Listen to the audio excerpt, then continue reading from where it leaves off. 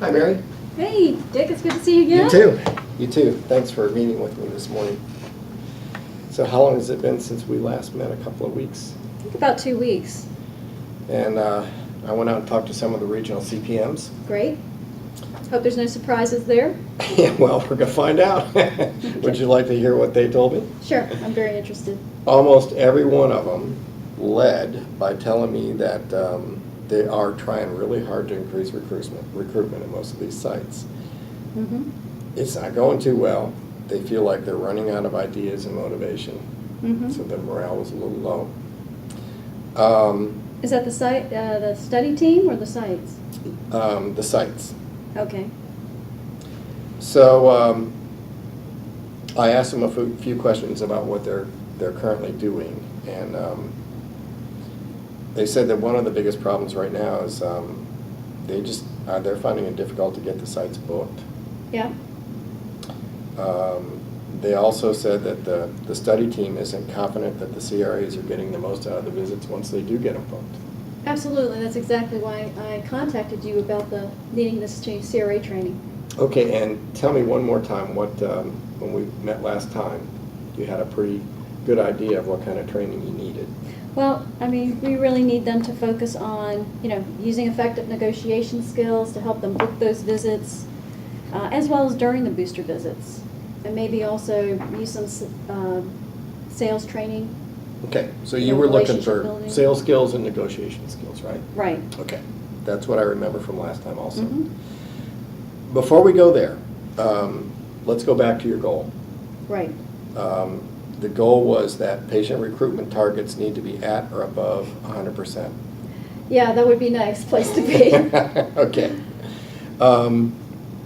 And what is it currently? Tell me what it's like right now. Well, we're still behind, and in fact, even one of the protocols just this week, I mean, we're in the red.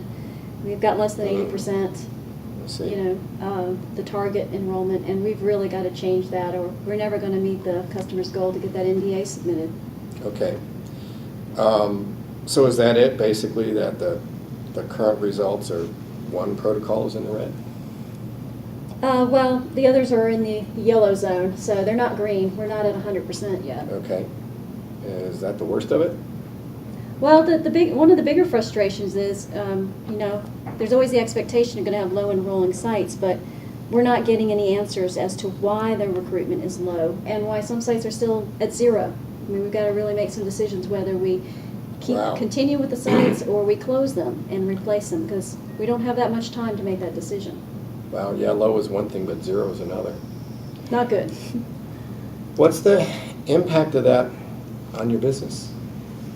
Well, I mean, if we can't change this around, I mean, our customer feedback survey scores are going to go down, and we won't get, the next program or protocol that comes through from this key account. So there's a serious business risk.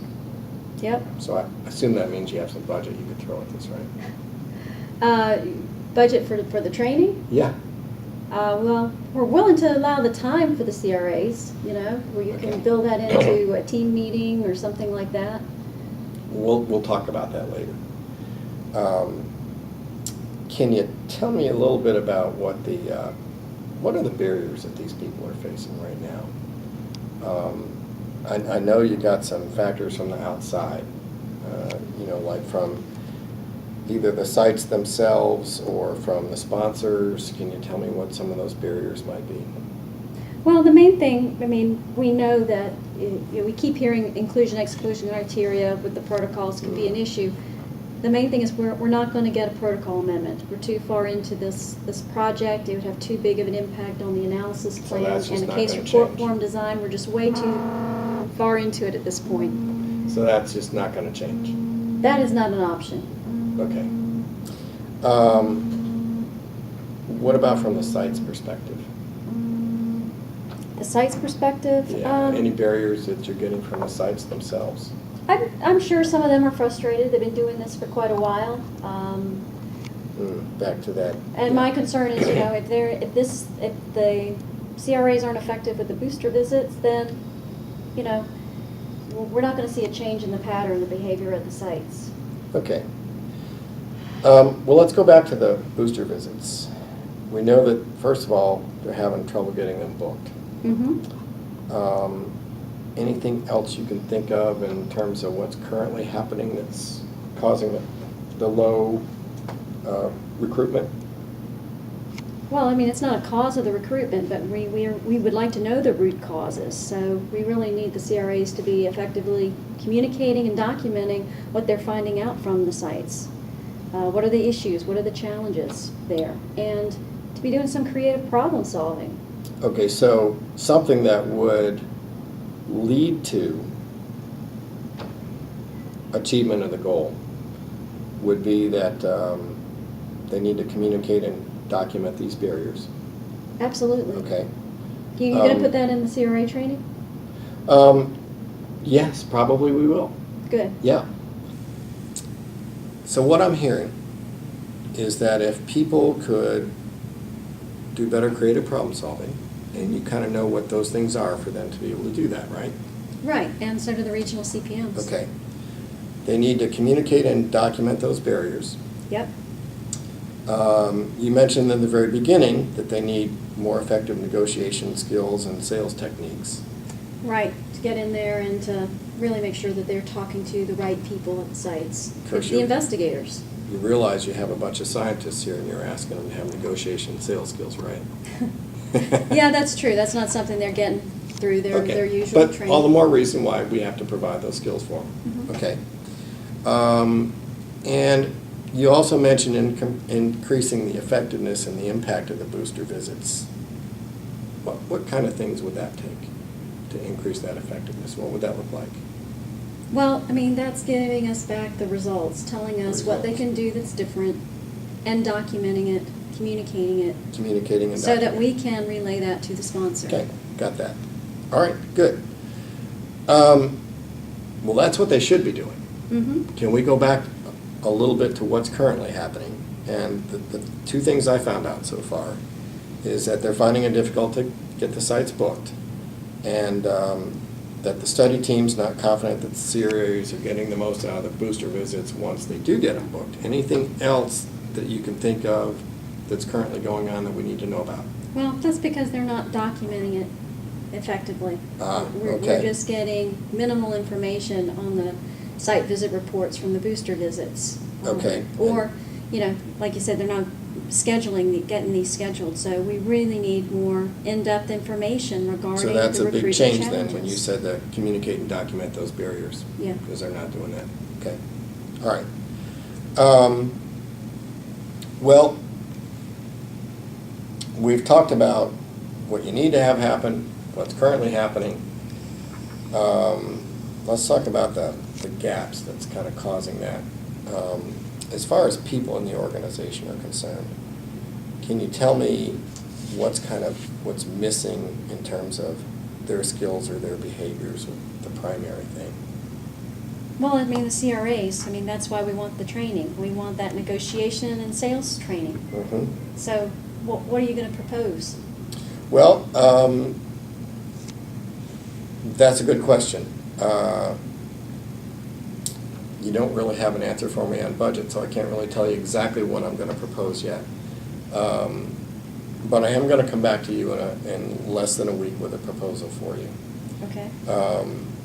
You've certainly given me a really good idea of what is required of those people.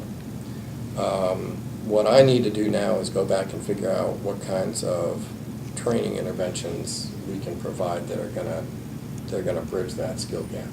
Okay. One thing you need to keep in mind, we won't be able to bring people together. We do have budget restrictions. Traveling in is not going to be an option. Okay, that is a good thing to know. So we're going to have to consider some sort of virtual. Absolutely, and remembering this is a global team, you're going to have a lot of time zones to deal with.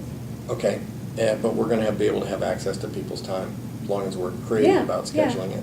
We already have regional team meetings. Okay, good. So we might be able to hook this in with some of the regional team meetings. That would be ideal. Okay, all right, good. What about the morale? I know that they all told me that they're kind of lacking in motivation. How's the morale out there, in your opinion? It's probably pretty low. you know, and especially in those regions where the recruitment is the lowest. As I said, the sponsor keeps asking us, and then in turn we turn around and ask the CRAs to tell us what's going on. And definitely that we recognize there's protocol challenges. So we want to be sensitive to that. We know the CRAs are working hard. What we want to do is give them some more tools, remind them of what is already available for them to use. So, just to recap the main gaps here again is you see that there's definitely some soft skills issues that they're lacking, and we really can't downplay the morale issue, can we? No, we want to be sensitive to that. Okay, so I need to try and address that as well, correct? That would be great. Okay. Organizationally, what are the gaps that you see there? I mean, we talked about some of the barriers, being that we can't change the criteria, the inclusion and exclusion criteria, so we know that's locked in. What are some of the other gaps from an organizational perspective that are affecting us here? Can you give me an example of what you mean? Well, you gave me one. You said that face-to-face training is not possible due to budget restrictions. Okay. Is there anything else that you think might help people in the effectiveness of their visits? Well, you know what? That reminds me, you know, having some more support from the clinical line managers might be helpful. We got a real mix of experience on the team. We got some really good CRAs who are very experienced, but we've also got quite a few junior newbies. I heard a couple of people mention those guys. Okay. Okay. So what could they do that would help? Well, maybe getting the clinical line managers focusing a little bit more on the results of the booster visits. Well, that's, training can just go so far, so having somebody like that to help when they're actually in those visits for a couple of times to help mentor and kind of put those skills to use probably would go a long way towards making the training effective. So you got some suggestions how we can get them involved? Oh, yeah, sure do. Great. Yep. Well, I'll tell you, this has been really helpful, and I think I have all the information I need right now to go back and come back to you with some possible solutions. Do you think we can So get I this? know you're ready for them. Yeah, absolutely. Can we get it done within the next 6 weeks? Well, as soon as I figure out what it is we're going to do, Okay. I'll tell you how long it's going to take us to do them. How's that? All right. Okay. That sounds good, Dick. All right. If you can trust me with that, I'll get back with you with a proposal. All right. So All right. next week we'll meet again? Yeah. How about maybe is Tuesday morning okay for you? Yeah, I think so. Okay.